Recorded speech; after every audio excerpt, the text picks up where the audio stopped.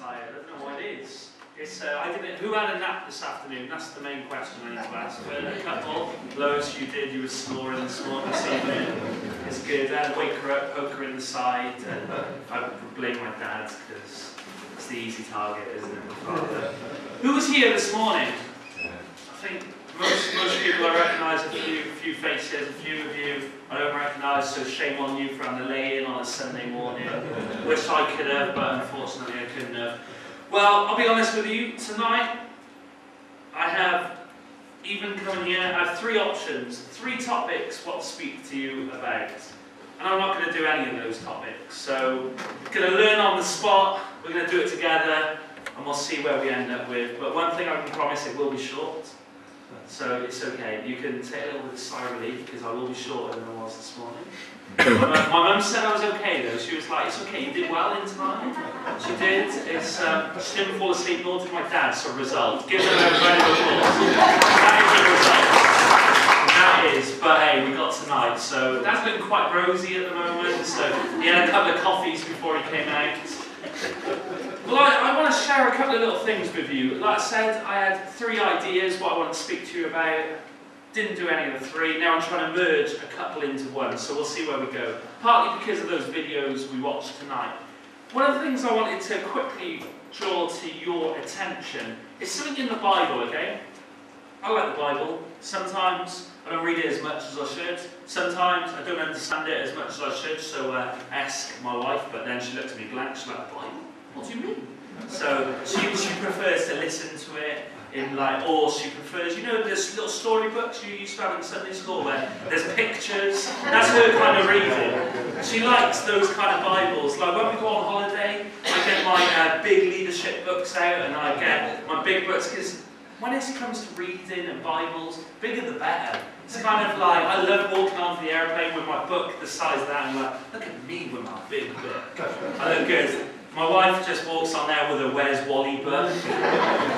That is true, isn't it? It's on our honeymoon, I had some leadership books to read, Where's Wally to find. See, that's all which kept her entertained on the honeymoon. Okay, I've lost my place where we were. Here we go. Ezekiel. This is in the Old Testament, that's the beginning of the book. Ezekiel 22:30, I think it was. I've lost my place. Alright, here we go. Nice and quick. I looked for someone among them who would build up the wall and stand before me in the gap on behalf of the land, so I would not have to destroy it. But I found no one. So I will pour out my wrath on them and consume them with my fiery anger, bringing down their own heads of all they have done, declares the Sovereign Lord. Sounds pretty crazy. This is the bit which I want to focus on. I looked for someone among them who would build up the wall and stand before me in the gap on behalf of the land. Well, good news. There's no longer a gap between God and the world. Whether you believe it or not, the truth is that gap was filled a couple of thousand years ago. Even before Morris was born, Jesus came into the world. Just before Ian came Noah. But then Jesus came. You guys know Jesus and Moses. They used to sit around a table, play a bit of poker when the nights got a little bit long. So I sat down with Ian and Morris and asked them, "You just tell me what it was like to live with Jesus," but they knew nothing. They might have been asleep when it was all going on. They've forgotten it. It's been a couple of thousand years since then. But the good thing is that gap between us and the world, us and God, like the video said earlier, Jesus came into that gap to bridge the relationship between us and God. But here's the thing. We're all in this room today, we're all in church, but there's a big, large population, even in Caldecott, even in sleepy old little Caldecott. I was born and raised here, used to hang out by Quicksave. Quicksave is no longer more, that is sad days. Stell's has gone, the bakery, anyone remember Stell's? Yeah, Ferraris, I used to go there for my buttered roll for lunch. I saw my mum would feed me 20p for lunch. She would say, "Go get yourself a buttered roll." Times were hard, do you know what I mean? Just, my friends were there with their chips, curry, cheese and battered sausage. I was there just munching on my little bread, butter. No, it was worse than that. It was really hard throwing out. It was... But they had to save money because they were going on their expensive cruises. So don't feel sorry for me. They had to go on holiday 5 times a year. Do you know what I mean? 2 buttered rolls. But, card. See, here's the thing, whether you like it or not, my maths ain't great, but I'm sure there's more people who aren't in church on a Sunday night than there are in church. So there is a gap between the community and the world in God. So I love this because back in the day, I won't go into a big theology lesson because I won't understand it either. But basically, here's the paraphrased version of what this means. So God was like, do you know what? I don't like all those people on earth not knowing the real me. Not knowing that I am a loving God. That I love them so much that I want the best for them. So there was a massive gap. God was over there chilling out in heaven, just up there doing whatever he was doing. I was going to say hanging out with Morris, but not yet. Morris ain't up there yet, okay? Morris is over this side. God's over there. So there was a massive gap, and God looks out over the land, and he's like, these people, they're wandering. They don't know the real God. Back in those days, it was like, well, you need to build an idol to get close to God. But in our lives, it might be like, well, you need to be like this to get close to God. Or do you know what? Don't worry about the gap between God. Just live how you want. There was crazy things going on in the world. Murder, people marrying their brother. I would not want to marry my sister. She's lovely, but it's my sister. That's weird. But all these crazy things are happening on the world.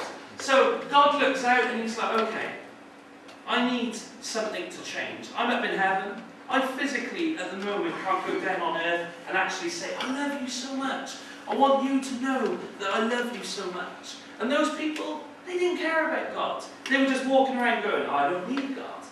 Maybe in your school or in your workplace or in Carl's Car, there's plenty of people out there going, I've got no time for God. I don't need God. God doesn't exist. God's all the way up there. I'm too bad for God. These are all the kind of things that people come out with. See, as churches, I'm passionate about this, as you can see, but how often as churches or as Christians, people can tell you what we stand against, but they can't tell you what we promote. And that's that we love people, that God is loving and gracious. But they'll tell you what we're against, the rules, the regulations. But do you know what? It's only through relationship that the lifestyle can change. So there was a massive gap, the little gap over here between God and the people. So God was like, okay, how am I going to bridge this gap? How am I going to reach my people? And that's a couple of good thousands of years ago, but the same as today. There's a gap between God and the people. We know that Jesus stood in the gap for the people and for us. But those people out there, maybe some of us in here, don't know how to get close to God. It's like, well, I'm trying to be good. I'm trying to stop lying. I'm trying. But you know what? They're like, well, it's such a distance. These Christians, these religious people are saying, well, you're not good enough to go to church. So there's a gap. So God looked out, and this is the bit which I want to focus on. And it's a sad bit. He said, I looked for someone among them.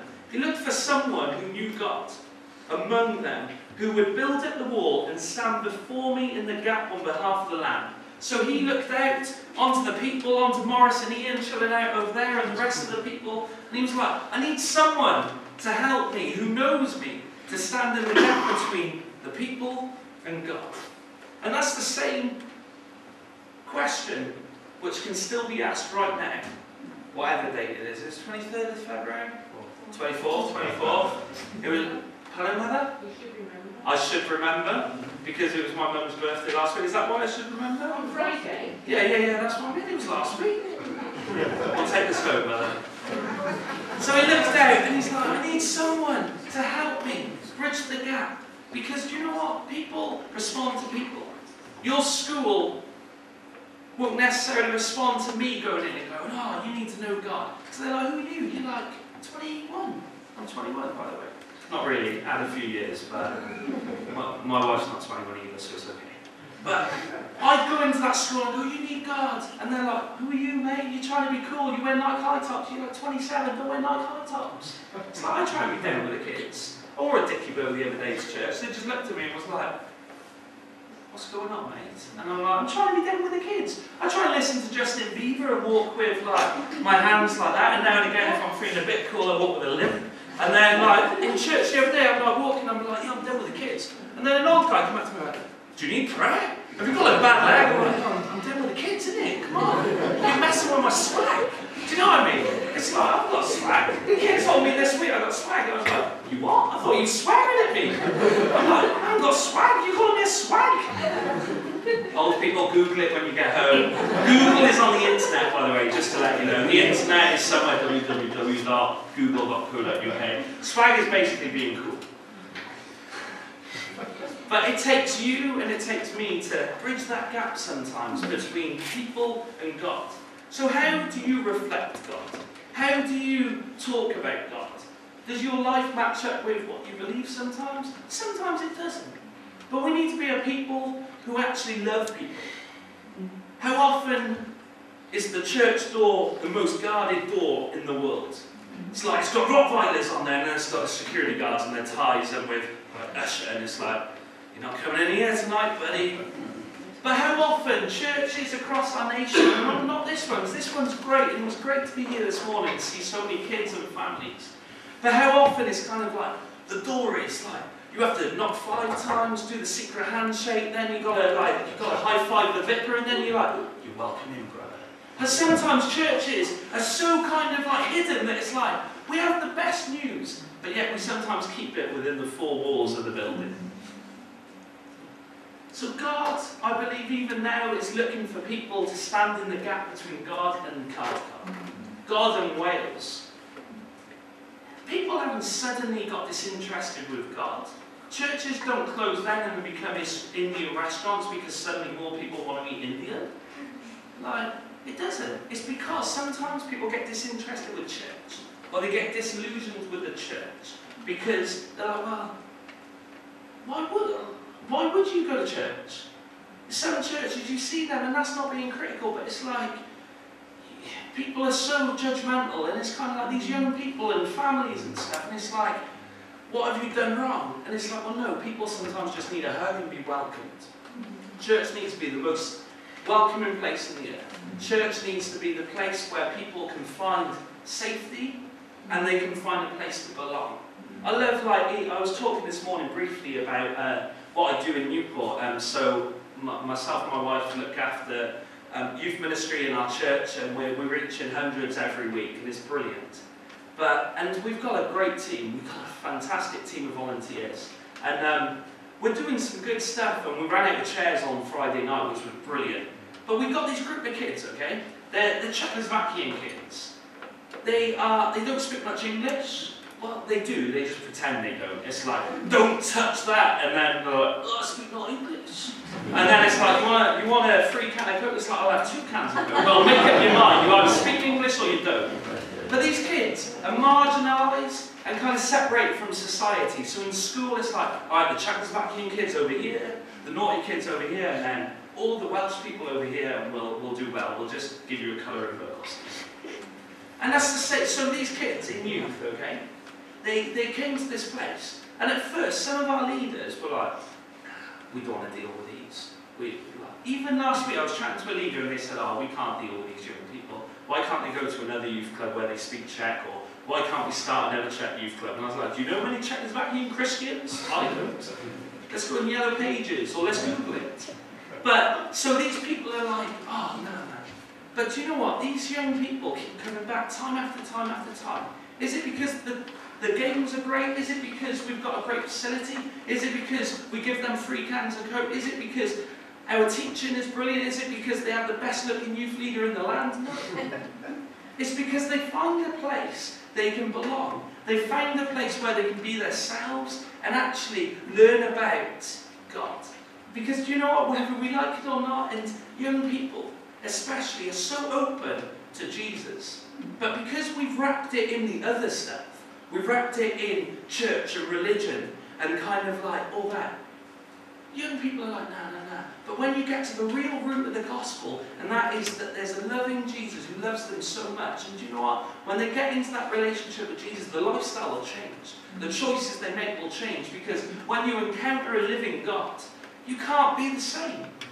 This room's full of people who've been changed by the love of God. And I don't know about you, I don't want to keep it to myself. I don't want to keep the best kept secret in the world to myself and to my church. I want to be out there impacting the community and standing in the gap between the world and God. And that takes you, and that takes a choice. And part of what I want to just quickly chat about is this thing called love. Love. I love a lot of things. I love chicken. I love showers. I do love showers. I used to be a bath person, but suddenly it's a shower. Showers are the way forward. Who likes baths? Come on, we need to have a couple of bath people. Dad's definitely a bath person. And his shower people? Okay. I think shower people might have won first, so you love showers. I love showers, I love chicken, I love football. What else do I love? I love FIFA on my iPad. I'm a little bit addicted to it at the moment. Lois is questioning whether I'm really saved, whether I'm a Christian. She's like, she spends too much on FIFA. But I'm like, prove in the Bible FIFA is against God. She can't, so I win. So I get to play FIFA all the time. But I love lots of things. You love lots of things. You might love shopping. You might love playing on the PlayStation. You might love going to school. If you do, I'm going to take you to the doctors to make sure you're okay. You might love work. I love my job now. I didn't used to, but now I do. I love going to youth.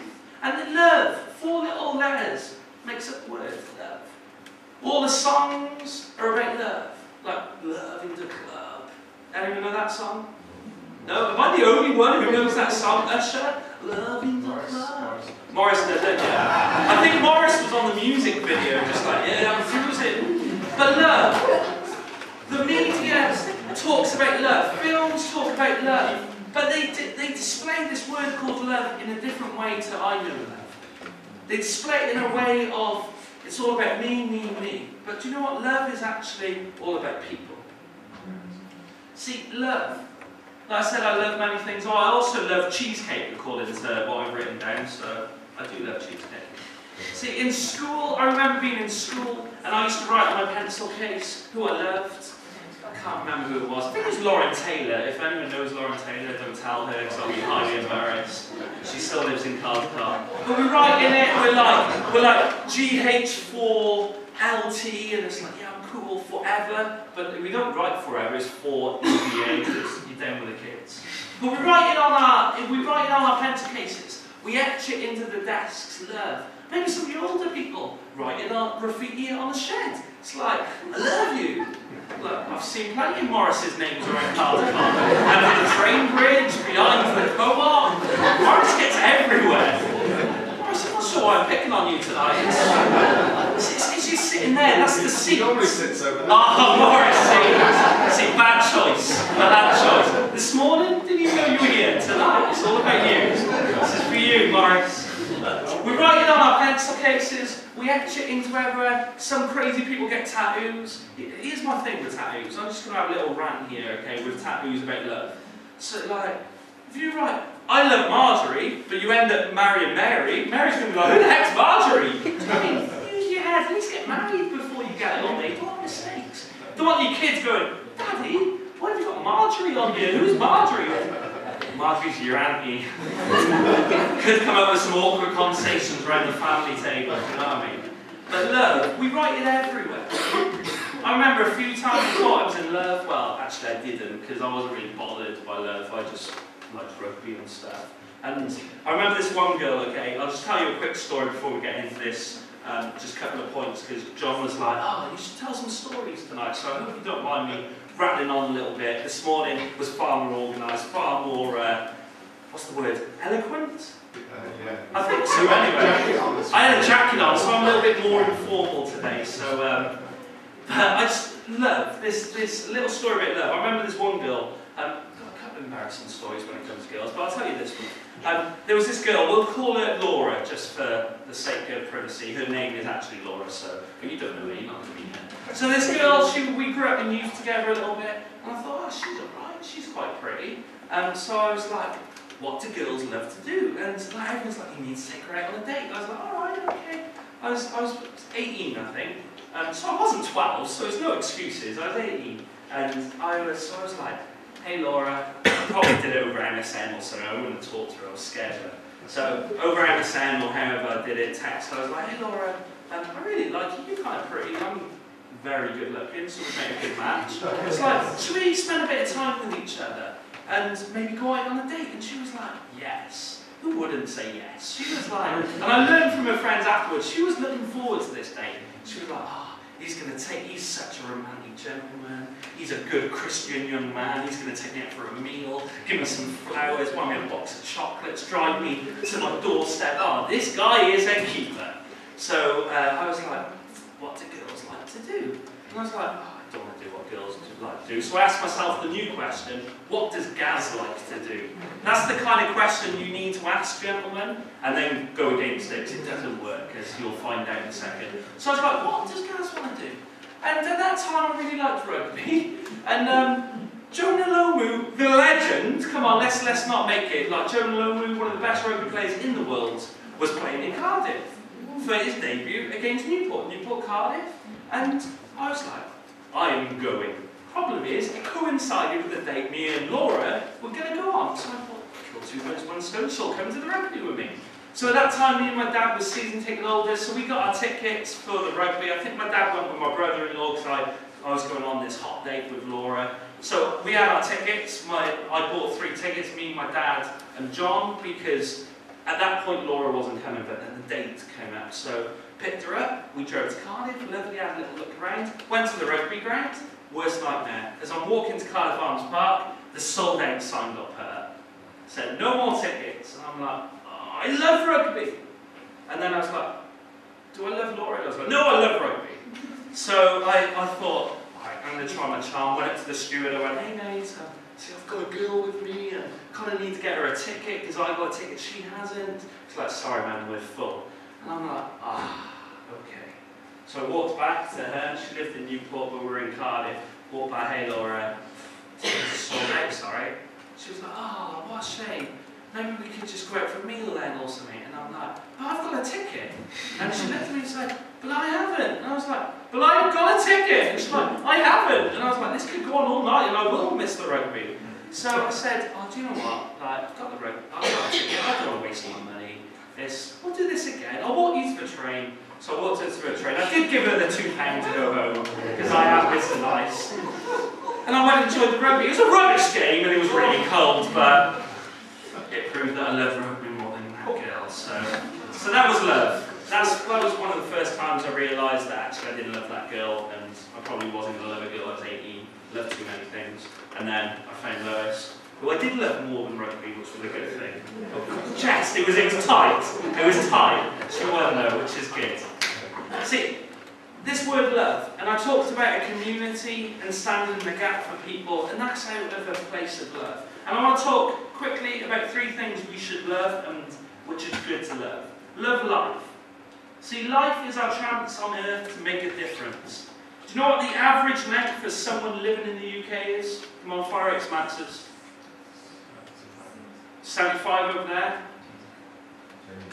Oh, come on, congratulations. 79. Is anybody over 79 in here? Come on, Morris. Come on, Morris. I'll be back in 2 years' time. I want to see you on that chair, okay? See, as long as you're not in another church, don't. Morris, this is a good church. Stay here, buddy. Only come every now and again, so don't worry. See, life is our chance on earth to make a difference. The average length someone lives is just 79 years. That's 28,854 days.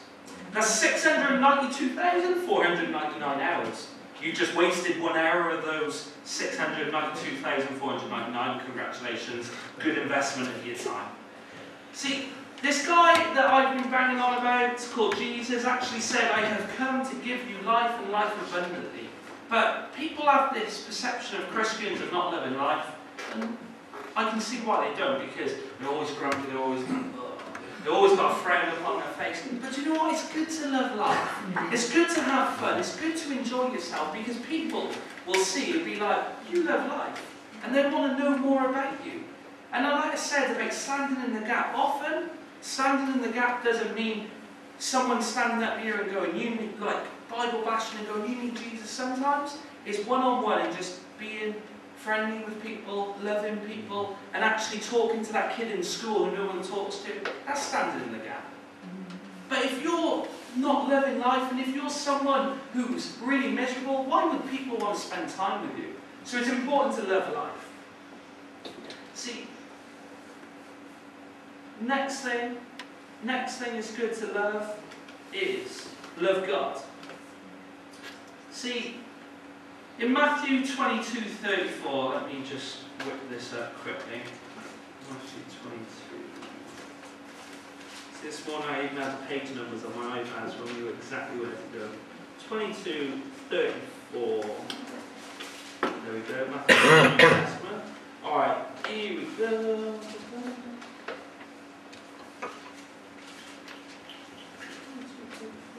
That doesn't make sense, so we'll go with that one. It does make sense, but not in the context I wanted it to. See, the second thing is good to love is love God. See, whether you like it or not, God is a loving God. God created you to be in relationship with Him. Like I said about the whole thing of the gap and there being a distance between you and God, God didn't want that because He loved you so much. But He wants it in return as well. He wants you to love Him also. And it takes a choice to love God. Sometimes what's going on in life, like I talked about this morning, doesn't match up to what you think it should turn out with. It's like, oh, if a loving God loved me, then why did this happen to me? I can't answer all the questions of why did bad things happen to good people. But all I know is that my Bible says that all things work together for good for those who love Him. So actually, if you love Him, because He'll turn all circumstances around. That actually, like I said this morning, what He started in you, He will finish. So if He says that there's going to be bright days ahead for you, there's going to be bright days ahead for you. But it takes you also loving Him. And actually, God actually gives you the strength to love Him sometimes as well. So love God. Young people, you need to love God also. Like, it's hard. I remember being in school, but sometimes you just need to make that decision to put God first in your life at a very young age. And God will value that. There's story after story in the Bible of young people doing great things for God. And I don't believe that that was just for the Bible. I believe that now in the 2013, there can still be young people who love God so much that schools and communities change because they see the love of people. And then thirdly, and this is something you guys do as a church, like reading through what's coming up in the next couple of weeks, is full of events and programs of loving Caldecott. See, the third thing it's good to love is people. See, Jesus said, love your neighbour as you love yourself. Here's the thing. Some of us don't even love ourselves. Some of us think, how can I love people? How can God love me? Because I don't even love myself. I don't even value myself. And that's a very real problem for a lot of people, young and old. The whole thing of dealing with mistakes, dealing with past disappointment. It's like, how can I love myself? How can God love me? See, God does love you, and He sent His Son to die for you. That's how much He loved you. God doesn't create rubbish either. See, you were created by Him. You were called to be here tonight. You were set apart to be living for Jesus. And He wouldn't do that if He thought you was a piece of rubbish. He loved you so much. So that point, it says, love your neighbour as you love yourself. So you need to love yourself before you can love anyone else. You need to appreciate yourself. You need to value yourself. I'm not talking about walking into the mirror and going, yeah, look at me, I love myself, Mr. Lover Man. None of that. Well, you can if you want. If it helps, go for it. But you need to love yourself. But you also need to love people. And not just the people you like. It's easy to love and help people if you like them. It's easy to be good and nice to people who are nice to you. It's not so easy to be nice and love people who don't like you. It's a challenge. It's easy to love the people that everyone else loves. Just jump on the bandwagon. Yeah, we love you. But then it's not so easy to love maybe the person in the corner, or the grumpy person, or the neighbour who doesn't really like you. But you need to love that person. And how can you love someone? I don't talk about putting a ring on it and all that kind of thing. If you love them that much, then get married, it's okay. But I'm talking about actually loving them practically. What can you do for your community? What can you do for your school that shows the love of Jesus to them? Because that's ultimately what we're called to do, is actually love this town, and love this nation, and love the people as Jesus loves them. We're called to make disciples. What does disciples mean? Basically, taking them on a journey that leads them to Jesus. And you can only do that through relationship.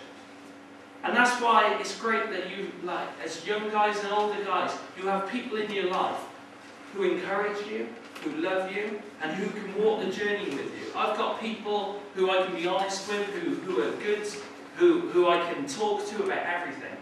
But they'll also challenge me about stuff, and we all need that, whether it be young or old. So we need to love people.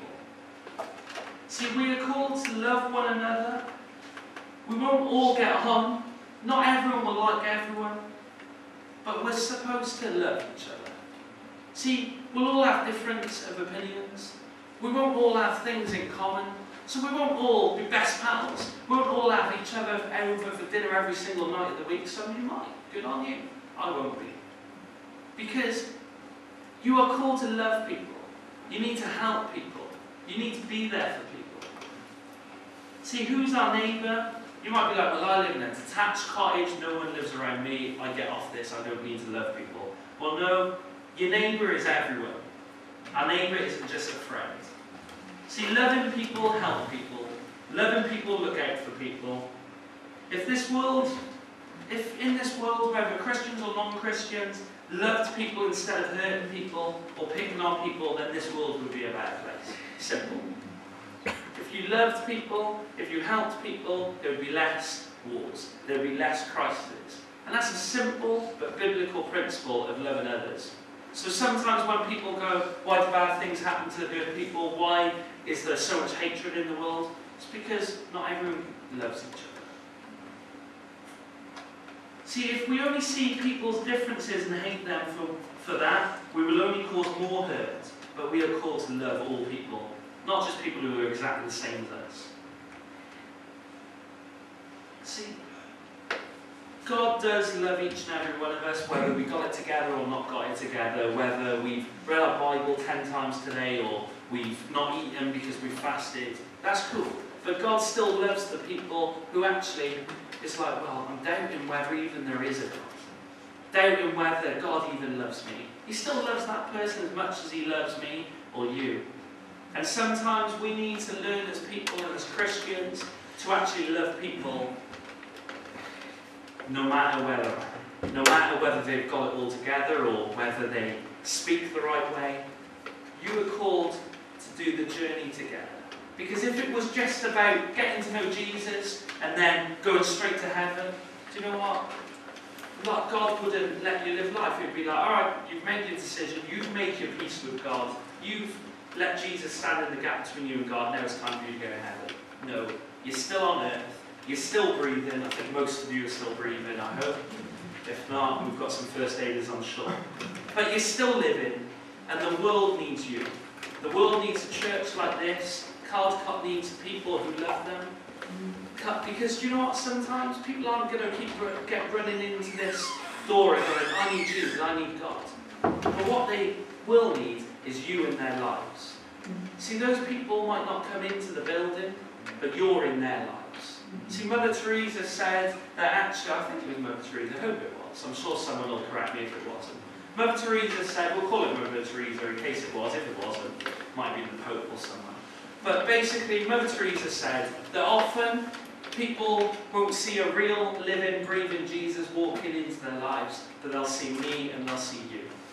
And whether we believe this, and if we do believe this, the fact is that you carry Jesus' love into each and every single circumstance.